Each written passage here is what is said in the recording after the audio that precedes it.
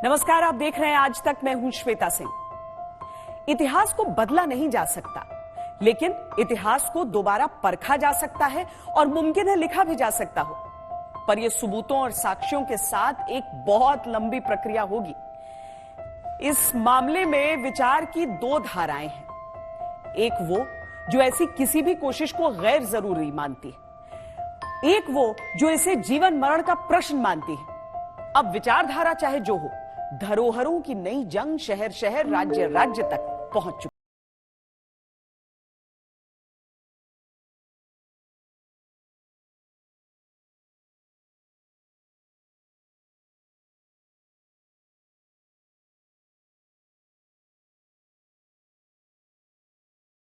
ताजमहल वास्तव में तेजो महल है, महाकाल का मंदिर है। धर्म और धरोहरों के बीच अजीब सी जंग चल रही।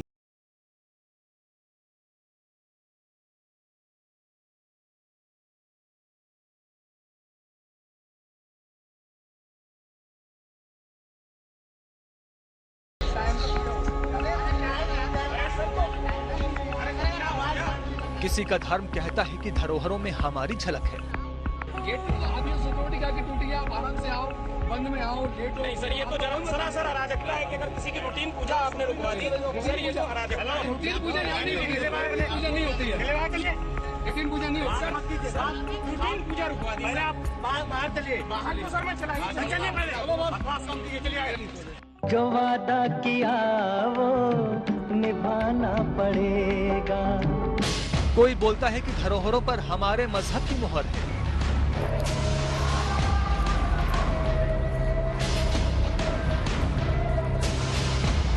ताजमहल में पढ़ी हमने, अच्छा लगा। 2 साल बाद नमाज पढ़ी हमने ताजमहल के अंदर, सबसे मिलकर अच्छा लगा।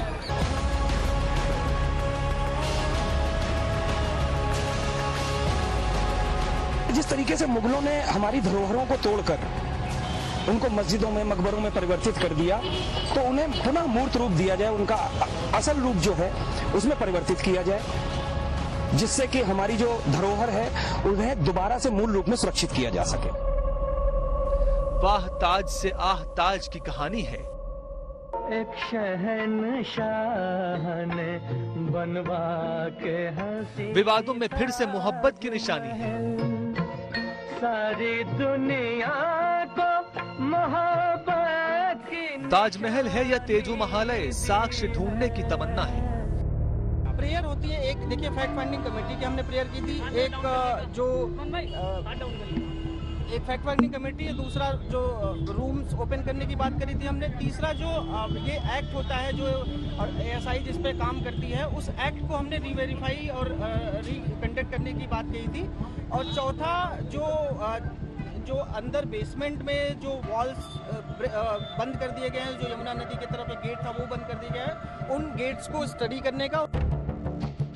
अंधेरे कमरों के राज कानून की रोशनी में देखने की ख्वाहिश है। मैं इससे भी इनकार नहीं कर रहा हूँ कि ताजमहल नहीं है। मैं कह रहा हूँ कि ठीक है, जो भी चीजें हैं मुझे उसके कोई प्रश्न नहीं उठाना है। बस मेरी बात इतनी सी है कि वो जो 22 कमरे हैं उसको एक बार सार्वजनिक कर दिया जाए, क्योंकि विवाद वो सदा के लिए खत्म हो जाए। दिल्ली की कुतुब मीनार भी विवादों में आ गई है। मध्य प्रदेश में भोजशाला की अपनी लड़ाई है। ईंट, गारा, मिट्टी, पत्थर, नक्काशी इमारत का हिस्सा नहीं, अब सबूत माने जा रहे हैं। देश की मशहूर स्मारकें अब पर्यटन की जगह नहीं, सियासत का मोहरा बन गई है। ताजमहल, कुतुब मीनार, भोजशाला ऐसे विवादों में है जो उनके बनाने वालों ने कभी नहीं सोचा होगा। जब बनी थी तभी रजिस्ट्री हो जाती तो अच्छा था, क्योंकि लड़ाई अब मालिकाना हक की हो गई है।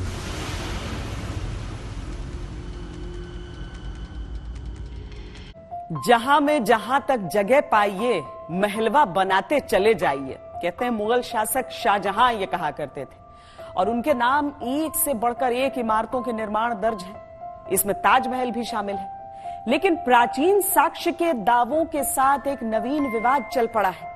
अदालत ने इस प्रश्न को ही खारिज कर दिया, लेकिन हम आपको वो तमाम तर्क दिखाते हैं, उनके बारे में बताते हैं जिस आधार पर यह मामला अदालत तक पहुंचा।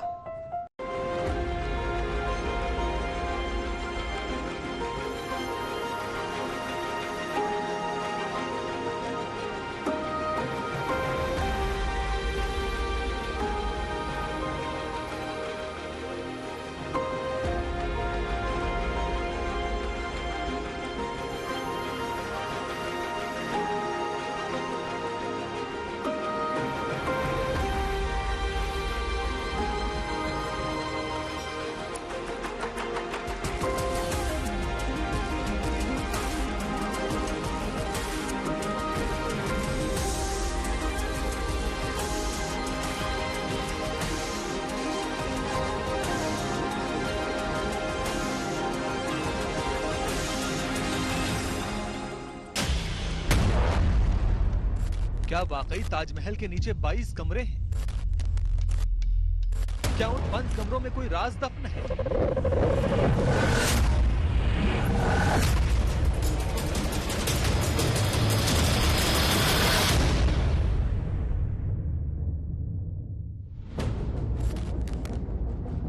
अयोध्या के रजनीश सिंह के मुताबिक ताजमहल के नीचे 22 ऐसे कमरे हैं जो पिछले कई सालों से बंद हैं और उनमें ऐसे राज हैं जो सामने आने चाहिए।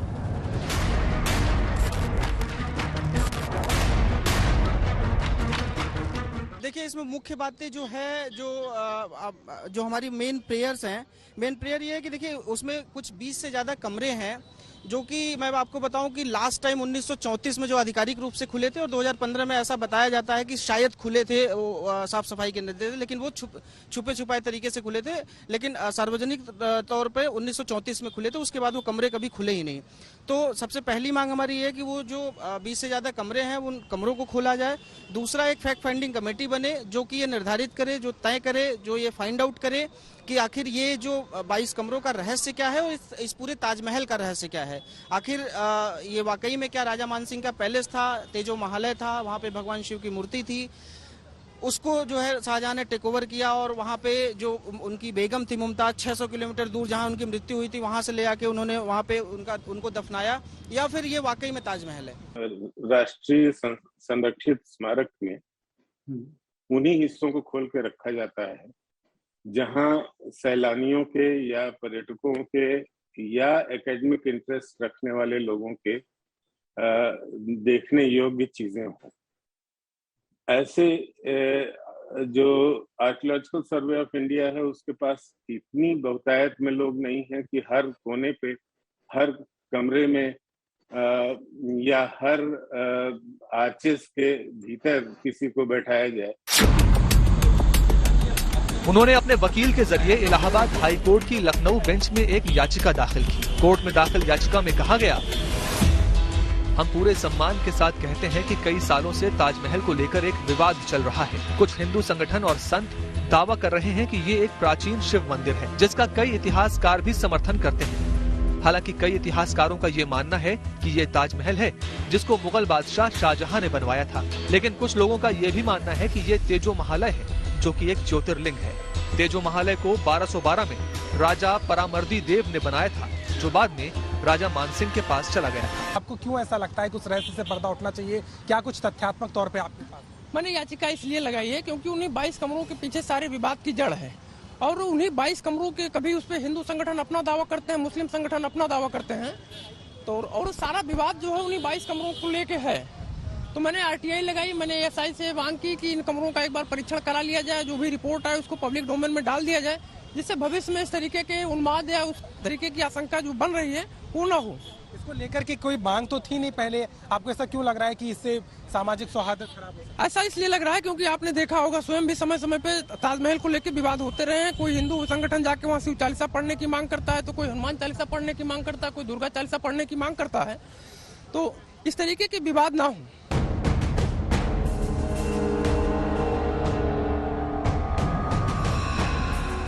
हालांकि ताजमहल के 22 कमरों को खोलने की याचिका पर इलाहाबाद हाई कोर्ट की लखनऊ बेंच ने तल्ख टिप्पणी की। हाई कोर्ट की लखनऊ बेंच ने कहा, कल आप आकर हमें माननीय जजों के चैम्बर में जाने के लिए कहेंगे।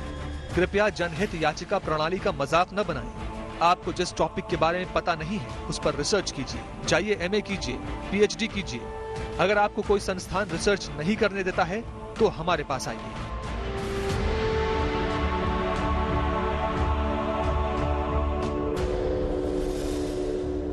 मैं तो 32 वर्ष तक आर्कियोलॉजिकल सर्वे ऑफ इंडिया में कार्यरत रहा हूँ, लेकिन इसके बारे में कभी मैंने नहीं सुना। और यहाँ तक कि मैं जो लोहे का जंगला है उसके नीचे भी गया था कंजर्वेशन के सिलसिले में, और नीचे ब्रिटिश पीरियड में बहुत सारी जो आर्चेस थी उनको बंद कर दिया गया, और जहां तक मैं समझता हूं उन्हीं आर्चेस को ये लोग 22 कमरे कह रहे हैं। लेकिन फिर भी मैं ये कहूंगा, it is an unverified and fake issue with no logic. इससे पहले ताजमहल में नमाज पढ़ने पर भी विवाद हो चुका है।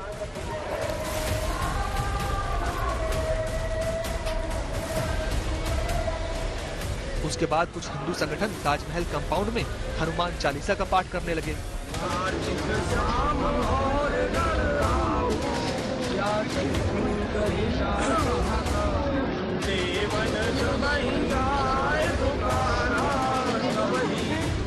ताजमहल पर विवाद यहीं खत्म नहीं होता है। जयपुर के पूर्व राज परिवार की राजकुमारी और बीजेपी सांसद दिया कुमारी ने दावा किया है कि ताजमहल उनके पूर्वजों की जमीन पर बना है, जिस पर शाहजहां ने कब्जा कर लिया था।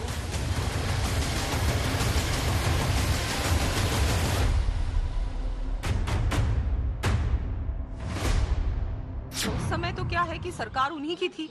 आज भी अगर कोई गवर्नमेंट अक्वायर करती है आपसे लैंड तो उसके बदले में मुआवजा देती है। तो मैंने सुना कि उसके बदले उन्होंने कुछ मुआवजा दिया, लेकिन हम उस समय ऐसा कोई लॉ नहीं था कि आप उसको अपील कर सकते थे या उसके विरोध में कुछ कर सकते थे। तो वो उन्होंने डेफिनेटली वो जमीन जयपुर पूर्व राज परिवार की जमीन थी।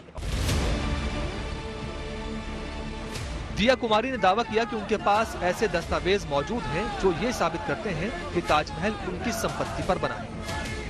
आज भी ये जो स्थिति है बहुत अच्छा है कि इन्होंने किसी ने आवाज उठाई और पिटीशन फाइल की है। उसके लिए कोई भी अगर आवश्यकता पड़ेगी दस्तावेजों की या कुछ भी, तो हमारे वहाँ ट्रस्ट में पोथी खाना भी है, जो भी डॉक्यूमेंट्स है हम लोग प्रोवाइड करेंगे। वैसे राजकुमारी दिया कुमारी के दावे की पुष्टि कुछ हद तक उस फरमान से भी हो जाती है जो शाहजहां ने राजा जयसिंह को जारी किया था। जयपुर सिटी पैलेस संग्रहालय में मौजूद फरमान की एक कॉपी के अनुसार शाहजहां ने जिस जगह को ताजमहल के निर्माण के लिए चुना था वो राजा मानसिंह की थी। इस जगह को लेने के लिए शाहजहां ने राजा जयसिंह को 4 दूसरे महल भी दिए थे। इसकी पुष्टि 16 दिसंबर 1633 या 1049 हिजरी के माह जुमादा 11 की 26-28 तारीख को जारी फरमान से होती है।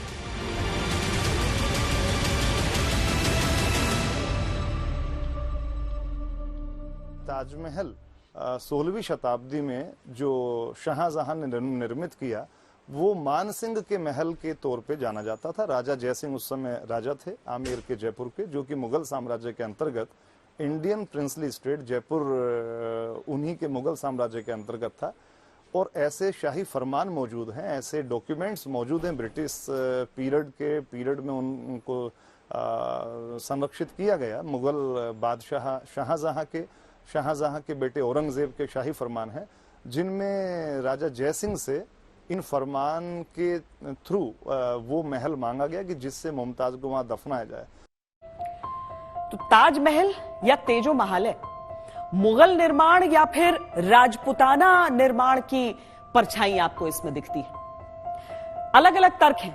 ताजमहल की बनावट को मुगल वास्तुकला की झलक से जोड़ा जाता है, कई इतिहासकार ये दावा करते हैं। कुछ संगठनों का ऐसा भी कहना है कि ताजमहल के अंदर कुछ ऐसे प्रतीक हैं, कुछ ऐसे चिन्ह हैं जो इस्लामिक नहीं लगते हैं। मिसाल के तौर पर ताजमहल के गुंबद पर कलश और नारियल का चिन्ह।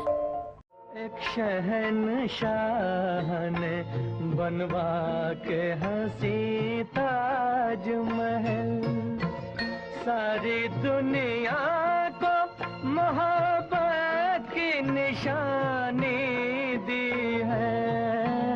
इसके साए में सदा प्यार के चर्चे होंगे। इतिहासकारों के मुताबिक मुगल बादशाह शाहजहां ने अपनी रानी मुमताज महल की मौत के बाद उनकी याद में आगरा में ताजमहल बनवाया था। ताजमहल के निर्माण का काम जनवरी 1631 में शुरू हुआ था। मुमताज महल का मकबरा 1648 में बनकर तैयार हुआ, लेकिन पूरी संगमरमर की इमारत यानी ताजमहल 1653 में बनकर तैयार हुई। जो वादा किया वो निभाना पड़ेगा, रोके जमाना चाहे रोके खुदाए तुमको आना पड़ेगा। जो वादा किया वो निभाना पड़ेगा। ताजमहल के स्ट्रक्चर को अगर आप समझाना चाहें मुझे, टॉप से लेकर नीचे तक, तो थोड़ा समझाइए। देखिए सर, बॉटम से टॉप जो ताजमहल है, मेन बिल्डिंग है सर, इसकी हाइट है 243। अंदर में जो बना हुआ है सर 2 मज़ार है। और सर राइट में जो सेंटर पे है वो क्वीन मुमताज़ की है, लेफ्ट में बनी है शाहजहां की, लेकिन जो रियल समाधि वो बंद कर रखी है। तो जितने भी यहाँ पर्यटक आते हैं ताजमहल देखने को, वो देखते हैं अंदर में सर रेप्लिका शाहजहां और मुमताज़ की सर। रेप्लिका के बाद नीचे की तरफ नीचे बेसमेंट है सर, रास्ता दिया हुआ है। ऊपर में जब जाएंगे आप टिकट लेंगे म्यूजियम का 200 का, तो एक रास्ता है जो बंद कर रखा है सर, वो नीचे सीधे बेसमेंट में जाता है सर, जहाँ मुमताज और शाहजहां की समाधि बना हुआ है। और उसी बेसमेंट में 22 कमरे हैं या उससे नीचे? उसी के ठीक नीचे जाके डीपली। ताजमहल की सरकारी वेबसाइट के मुताबिक ताजमहल को बनाने में करीब 20,000 लोग लगे, जिसमें 37 लोगों ने इसका नेतृत्व किया। बुखारा से संगतराश, सीरिया और पर्शिया से कैलीग्राफर, दक्षिण भारत से जड़ाऊ का काम करने वाले, बलूचिस्तान से पत्थर काटने वाले बुलाए गए। एक ऐसे कारीगर को बुलाया गया जिसे मीनारे बनाने में महारत थी। एक कारीगर का काम सिर्फ संगमरमर से फूल तराशने का ही था।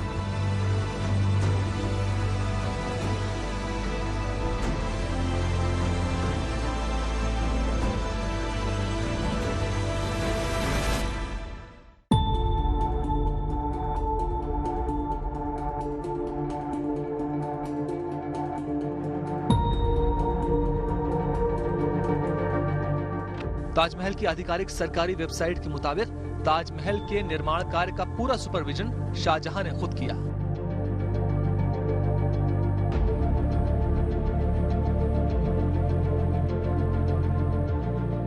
शाहजहां की देखरेख में ऑटोमन साम्राज्य से इस्माइल खान ने ताजमहल के मुख्य गुंबद को डिजाइन किया।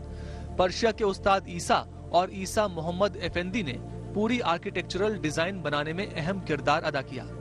पर्शिया के पुरू ने सुपरवाइजिंग आर्किटेक्ट का काम किया। लाहौर के काजिम खान ने सोने के कलश की स्थापना की। दिल्ली के संगतराश चिरंजी लाल ताजमहल के मुख्य मणिकार थे, जिन्होंने नक्काशी का काम किया।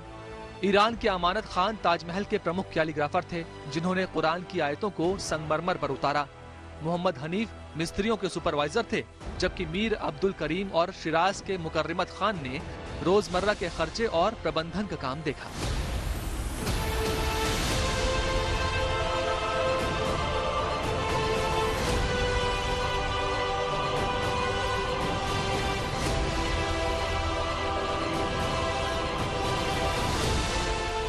लेकिन तेजो महाले का दावा करने वाले कहते हैं कि ताजमहल के निर्माण में हिंदू चिन्हों का प्रयोग हुआ है, जो किसी इस्लामिक सल्तनत में मुमकिन नहीं है।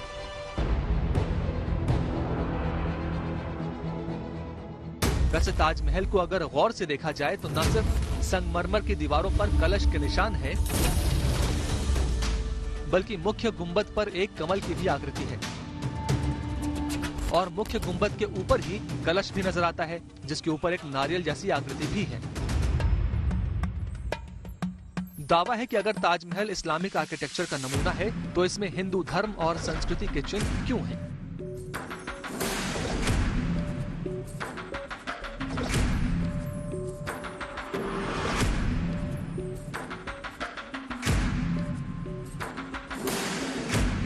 चार शिवलिंग स्थापित हुए थे, बलकेश्वर, मनकेश्वर, पृथ्वीनाथ, राजराजेश्वर, और 5 में ये हैं नागनाथेश्वर या अग्रेश्वर महादेव कहेंगे आप। इसको फिर तेजो महल नाम दिया। ये राजा उदयपुर के मानसिंह जी का भवन के रूप में भी जाना जाता है। 1633 में शाहजहां ने फरमान जारी किया था कि ये मुझे दे दो। उनके उदयपुर के संग्रहालय में आज भी लिखा हुआ है, मौजूद है।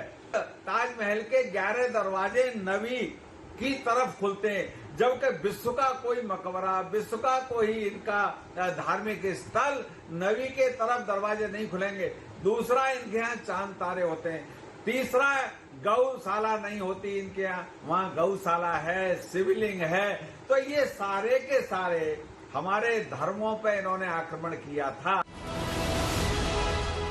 ताजमहल की सरकारी वेबसाइट के मुताबिक दिल्ली सल्तनत के दौर में यानी 1192 से लेकर 1451 तक भारतीय वास्तुकला में न सिर्फ इस्लामिक वास्तुकला बल्कि हिंदू वास्तुकला की भी झलक देखने को मिलती है।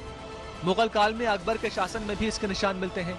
मुगल बादशाहों के शासन में भारत में रहने वाले ज्यादातर लोग हिंदू थे और उस दौर में बनाई गई ज्यादातर इमारतों के निर्माण कार्य में जो मजदूर और कारीगर थे वो भी हिंदू ही थे। ये कारीगर मुगल शिल्पकारों की सरपरस्ती में काम कर रहे थे इसलिए वास्तुकला में ऐसे निशानों का इस्तेमाल मिलता है।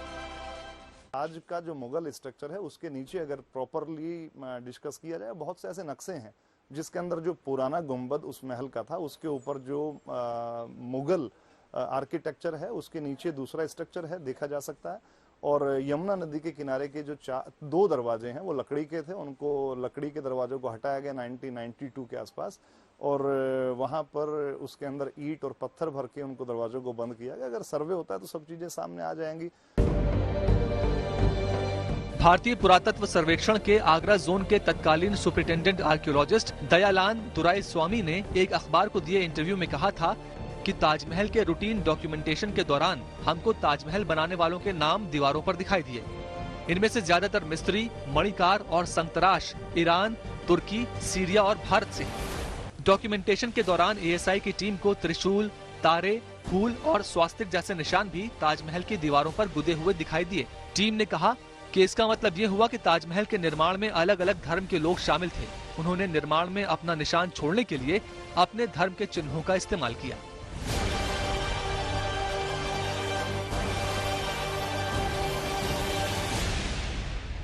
ताजमहल के जो अंदरूनी हिस्से हैं उनको खोला जाएगा। दूसरी बात, उनकी प्रॉपर फोटोग्राफी की जाएगी। जो वहाँ पे आर्किटेक्चर है, जो वहाँ पे स्थापत्य कला इस मुगल स्ट्रक्चर के नीचे की है, उसकी वीडियोग्राफी की जाएगी। उसमें यह किया जा सकता है कि सभी पक्षों को उस फोटोग्राफी वीडियोग्राफी के तौर पे जो भी अपना अपना दावा कर रहे हैं उनको वहाँ उस समय रखा जाए। उन्हीं की मौजूदगी में वहाँ की फोटोग्राफी वीडियोग्राफी हो, एक विस्तृत रिपोर्ट बने और वो रिपोर्ट ओपन देश के सामने आनी चाहिए और उसकी वीडियोग्राफी भी टीवी चैनल्स को उपलब्ध करा देनी चाहिए कि ताकि लोग देखें इसमें कोई खास बात नहीं है। आज अगर मुगल स्ट्रक्चर ऊपर है, नीचे इंडिया के कोई हिंदू आर्किटेक्चर के कोई नमूने हैं, तो इसमें कोई बहुत बड़ी समस्या नहीं है। 22 कमरों को खुलवाकर तफ्तीश करने की बात को अदालत ने खारिज कर दिया, लेकिन बहुत लोगों के मन में कौतूहल भी रहता है कि ताजमहल में इस तरह के जो कमरे हैं जो तहखाने के तौर पर दिखते हैं वहां पर है क्या। बहरहाल ताजमहल को लेकर विवाद की शुरुआत इतिहासकार पीएन ओक की किताब ट्रू स्टोरीज ऑफ ताज से हुई। इस किताब में पीएन ओक ने ताजमहल के शिव मंदिर होने से संबंधित कई दावे पेश किए। यह किताब 1989 में प्रकाशित हुई। इसमें ताजमहल को एक शिव मंदिर और राजपुताना महल बताया गया है। किताब में दावा किया गया है कि शाहजहां ने महल पर कब्जा किया और उसको मकबरे में तब्दील कर दिया।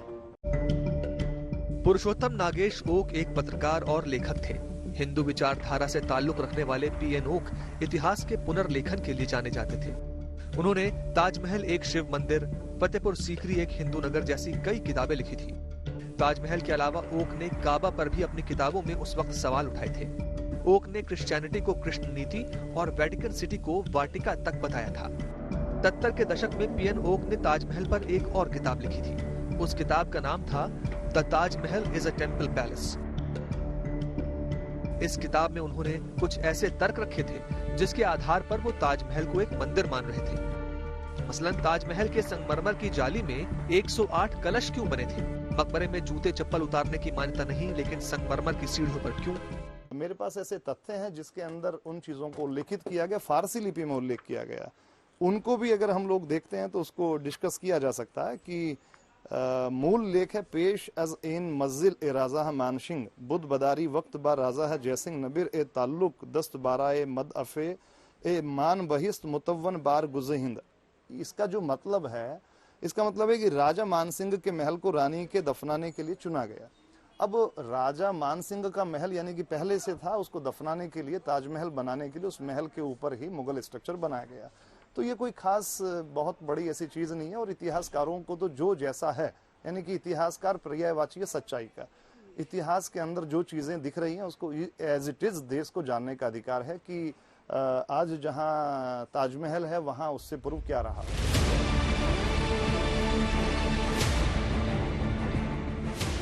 2000 में पीएन ओक ने ताजमहल की खुदाई के लिए सुप्रीम कोर्ट में याचिका दाखिल की थी, जिसको सुप्रीम कोर्ट ने खारिज कर दिया था। पीएन ओक की किताब के जवाब में W.E. बैगले और Z.A. देसाई की एक किताब आई, ताजमहल द इल्यूमिनेटेड टूम। उस किताब में भी राजा मानसिंह और राजा जयसिंह की बात की गई थी। ये बात भी कही गई है कि जयसिंह से ही शाहजहां ने एक हवेली ली थी, लेकिन ऐसे कोई भी सबूत या प्रमाण नहीं मिले हैं जो साबित करते हो कि कभी भी आगरा में ताजमहल की जगह कोई दूसरी धार्मिक इमारत थी।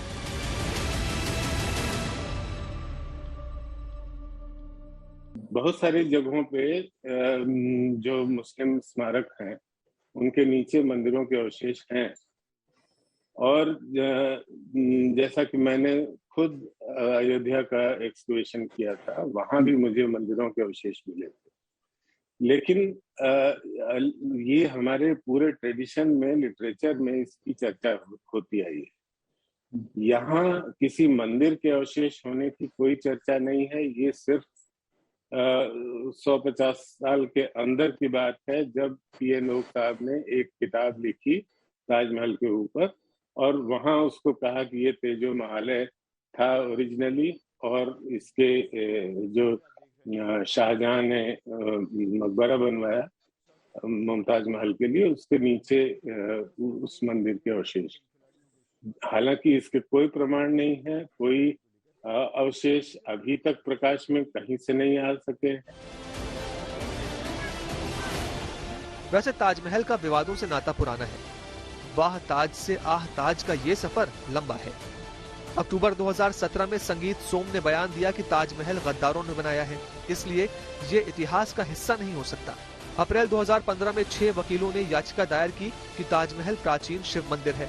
2008 में कला इतिहासकार जाइल्स टिलॉटसन की किताब में दावा किया गया कि अमेरिका के एक फ्रेंच सुनार जो मुगल काल में व्यापार करता था, उसने ही ताजमहल डिजाइन किया।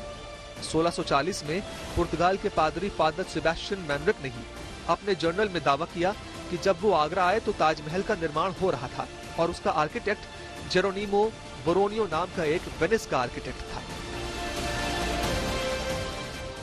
विवादों का ये सिलसिला शाहजहां की मौत के बाद से ही चला आ रहा है। मौजूदा दौर में मोहब्बत की निशानी सियासत की निशानी बन चुकी है।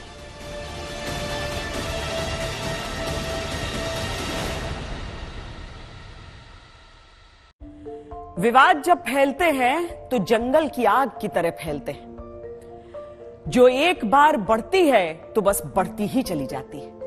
विवाद की ये आग आगे बढ़ी तो ताजमहल से करीब 200 किलोमीटर दूर दिल्ली में ऐसा ही एक और विवाद छिड़ गया। इस बार कुतुब मीनार सवालों के घेरे में आ गई। हिंदू संगठनों ने दावा किया है कि कुतुब मीनार मंदिरों को तोड़कर बनाई गई है, लिहाजा इसका नाम बदलकर विष्णु स्तंभ किया जाए। क्यों उठ रही है मांग कुतुब मीनार का नाम बदलने की?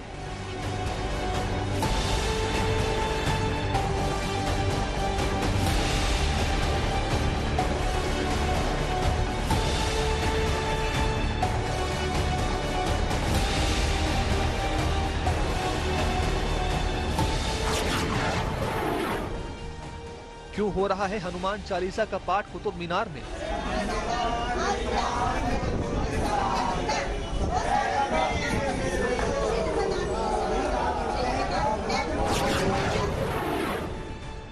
क्यों कुतुब मीनार में लग रहा है जय श्री राम का जयकारा?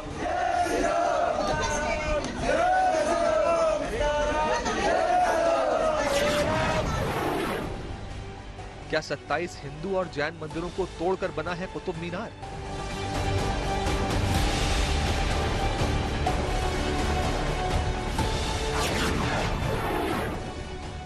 यह कुतुब मीनार है या विष्णु स्तंभ? सच क्या है?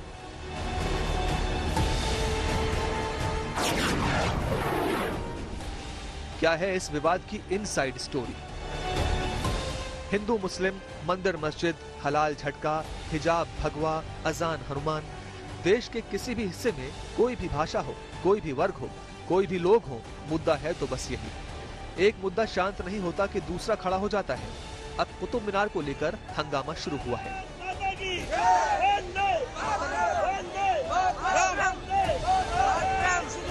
देखिए, हमारी मांग ये है कि ये जो कुतुब मीनार है उसे विष्णु स्तंभ घोषित किया जाए। ये सनातनियों की धरोहर है और वो धरोहर हम वापस मांग रहे हैं, कोई नई चीज नहीं है। मुगलों ने जो हमसे छीना था उसे पुनः हम वापस मांग कर रहे हैं। मैं तमाम इस देश के बाहर के जो भी वो हैं, उन सभी इमारतों के साथ जिनके साथ छेड़छाड़ की गई है, चाहे वो किसी भी शासक द्वारा की गई है, मगर उल्लेख जो है वो सनातनियों का था, सनातनियों का देश है, तो ये समस्त वही होना है। दरअसल ये सारा मामला तब शुरू हुआ जब राष्ट्रीय स्मारक प्राधिकरण ने कुतुब मीनार परिसर में लगी भगवान गणेश की 2 मूर्तियों को वहां से हटाने का फैसला किया। मार्च महीने में एएसआई को भेजे अपने पत्र में राष्ट्रीय स्मारक प्राधिकरण ने कहा था कि मूर्तियों को राष्ट्रीय संग्रहालय में सम्मानजनक स्थान दिया जाना चाहिए।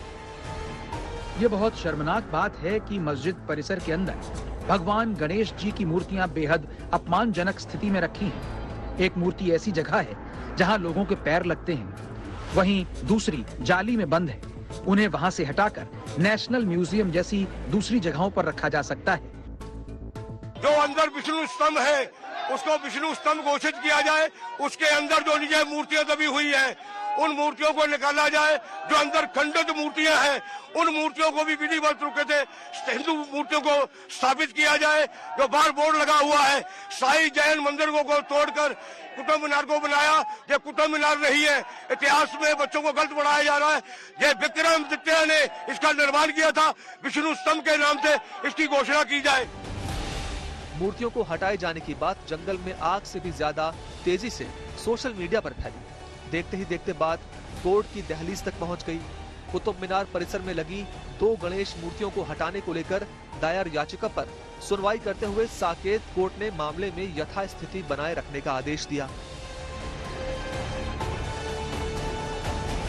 3 याचिका इस समय ऑलरेडी हाईकोर्ट में पेंडिंग है। उन 3 याचिका में 2 याचिका मुस्लिम की तरफ से अपना अधिकार मांगा है और 1 याचिका हिंदुओं की तरफ से। इस याचिका में मेरी याचिका जो है कॉम्प्रहेंसिव है और कॉम्प्रहेंसिव मतलब पूरा इतिहास है, चित्र है और राइट मांगा गया है। मुस्लिम को यहाँ न घुसने दिया जाए, नमाज न पढ़ने दी जाए और जो केवल हिंदुओं की है और जो वाघ देवी की प्रतिमा है वो स्थापित। कुतुब मीनार और विष्णु स्तंभ का विवाद भी कोर्ट पहुंचा, जहां इसे सबूतों और गवाहों की कसौटी पर कसा जाएगा, जहां पत्थरों की कार्बन डेटिंग से लेकर खसरा खतौनी तक और मूर्तियों की वास्तुकला से लेकर इतिहास की किताब तक सब खंगाला जाएगा। मीनार की सच्चाई जानने के लिए इतिहास की गहराई में उतरना होगा।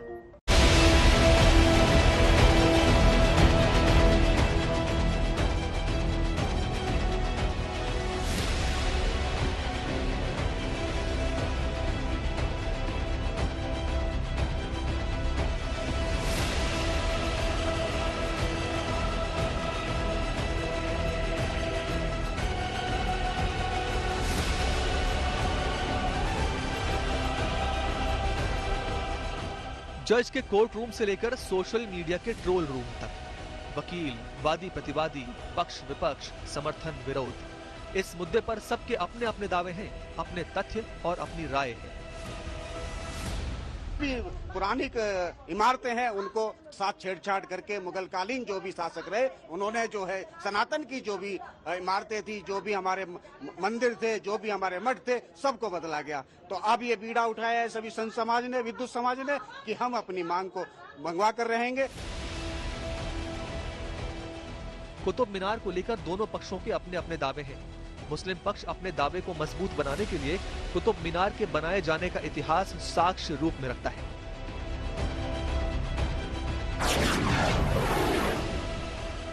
मुस्लिम पक्ष के अनुसार इस मीनार का काम दिल्ली के प्रथम मामलुक शासक कुतुबुद्दीन ऐबक ने साल 1193 में आरंभ करवाया, लेकिन वो केवल इसका आधार ही बनवा पाया।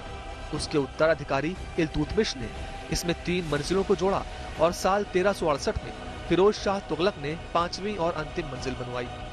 मीनार को बनाने में लाल पत्थर का इस्तेमाल हुआ, जिस पर कुरान की आयतों और फूल बेलों का महीन नक्काशी का काम किया गया है। वर्तमान में जो कुतुब मीनार है वो कुतुबुद्दीन ऐबक ने बनाई, ये बिल्कुल ज्ञात तथ्य है, लोग जानते हैं। और वहाँ पे कुरान की बहुत सारी आयतें हैं और वहीं एक मस्जिद भी उन्होंने तामीर की हुई है। लेकिन उसी के साथ साथ जो सच्चाई है, जो कि पुष्ट बात है कि कुतुब मीनार जो कैंपस बना, जो चारों तरफ वहाँ पे जो चीजें हैं उसके आर्किटेक्चर भी मौजूद हैं, उसके एविडेंसेस मौजूद हैं।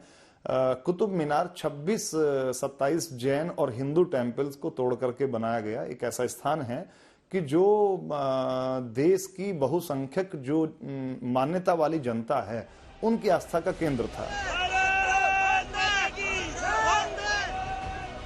हिंदू पक्ष अपने दावों के समर्थन में कई तरह के तथ्य रखता है, जो कुतुबुद्दीन ऐबक के दिल्ली पर कब्जा करने से कई सदी पहले के हैं।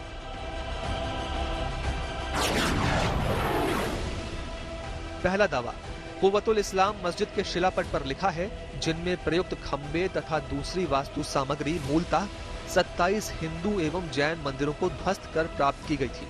कुतुब मीनार क्षेत्र में कई हिंदू देवी देवताओं की मूर्ति खंडित है।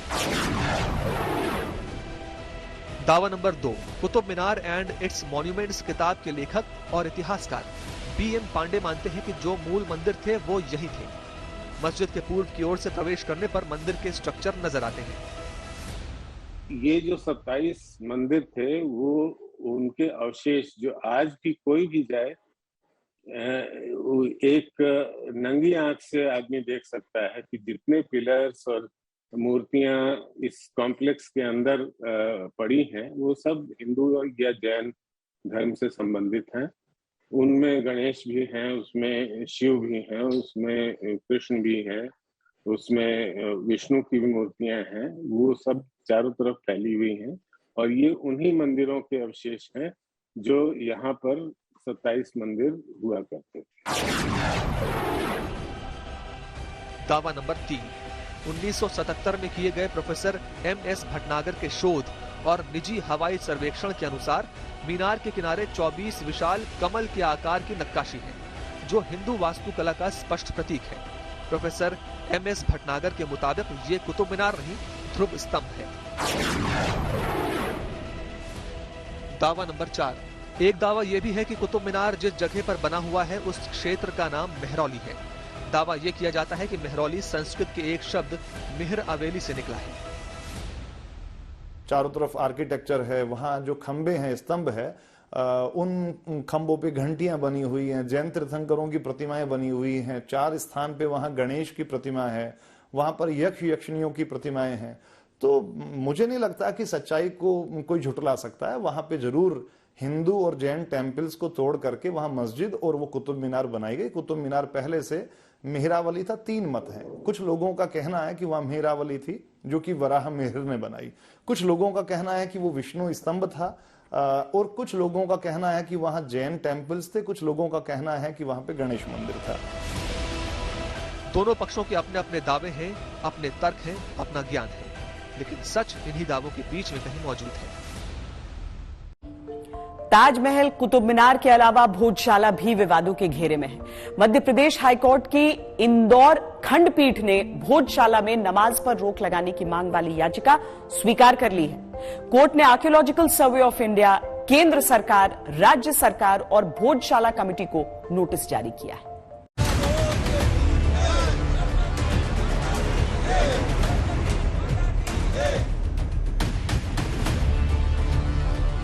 मध्य प्रदेश के धार जिले में स्थित भोजशाला लंबे समय से विवाद में रही है। करीब 800 साल पुरानी इस भोजशाला को लेकर हिंदू मुस्लिमों में मतभेद हैं। हिंदुओं के अनुसार भोजशाला सरस्वती का मंदिर है, जबकि मुस्लिम इसे पुरानी इबादत गाह बताते हैं। हिंदू संगठन बताते हैं कि भोजशाला राजा भोज द्वारा स्थापित सरस्वती सदन है। बाद में यहाँ पर राजवंश काल में मुस्लिम समाज को नमाज के लिए इजाजत दी गई, क्योंकि ये इमारत खाली पड़ी थी। जबकि पास में ही सूफी संत कमाल मौलाना की दरगाह है, जो मुसलमानों के लिए आस्था का प्रतीक है। मुसलमान उसे ही दरगाह का हिस्सा मानते हैं और जुमे की नमाज पढ़ते हैं। सीधी सी बात है, हम माँ सरस्वती मंदिर भोजशाला की मुक्ति और उसके गौरव की पुनर्स्थापना के लिए ही ये सब प्रयास कर रहे हैं कि लंदन में बैठी माँ वाग्देवी की मूर्ति यहाँ आवे, जो यहाँ पे नमाज होती है वो बंद हो और इसका पूर्ण आधिपत्य हिंदुओं को सौंपा जाए। और इसके पूर्व भी मैं आपकी जानकारी के लिए बता दूंगा, 9 याचिका लग चुकी है। मुस्लिम समाज के पास पूरे तथ्य मौजूद हैं। 1307 ईस्वी में ये मस्जिद बनाई गई है और मैं समाज के सभी लोगों से अनुरोध करता हूं कि यहाँ पर हिंदू मुस्लिम भाईचारा जो बना हुआ है उसको कोई भी तोड़ने की कोशिश न करे। अगर कोई भी हिंदू मुस्लिम भाईचारा तोड़ने की कोशिश करेगा तो हम लोग उसके खिलाफ हैं। ये मस्जिद है, मस्जिद रहेगी और आज़ादी के पहले से ही इसमें नमाजें हो रही है, इसको कोई नहीं रोक सकता है। इंशाअल्लाह मस्जिद है और मस्जिद रहेगी और इसमें जुमे की नमाज होती थी, होती है और होती रहेगी। हिंदू फ्रंट फॉर जस्टिस के अध्यक्ष रंजना अग्निहोत्री ने हाईकोर्ट में याचिका दायर की थी। उन्होंने मांग की थी कि भोजशाला परिसर में मुसलमानों की एंट्री बंद हो और नमाज पर रोक लगे। याचिका के अनुसार भोजशाला में मां सरस्वती का मंदिर था, जिनकी मूर्ति ब्रिटिश सरकार साथ ले गई थी। सरकार उसे सम्मान सहित वापस लाकर स्थापित करे। परिसर में जो खंडित मूर्तियां हैं उनका रख रखाव किया जाए। परिसर की वीडियोग्राफी और फोटोग्राफी हो जिससे वो नष्ट न हो सके। परिसर में दूसरे समुदाय की एंट्री पर रोक लगाई जाए। शुक्रवार को होने वाली नमाज भी बंद हो। फिलहाल कोर्ट ने ये याचिका स्वीकार कर ली है और एएसआई, केंद्र सरकार, राज्य सरकार और भोजशाला कमेटी को नोटिस जारी कर दिया है। यूं तो धरोहर ही हमारा इतिहास होते हैं, लेकिन यहाँ तो धरोहरों के इतिहास को लेकर ही जंग छिड़ी हुई है। अभी के लिए हमारी इस खास पेशकश में इतना ही। देश और दुनिया की बाकी खबरों के लिए आप देखते रहिए आज तक।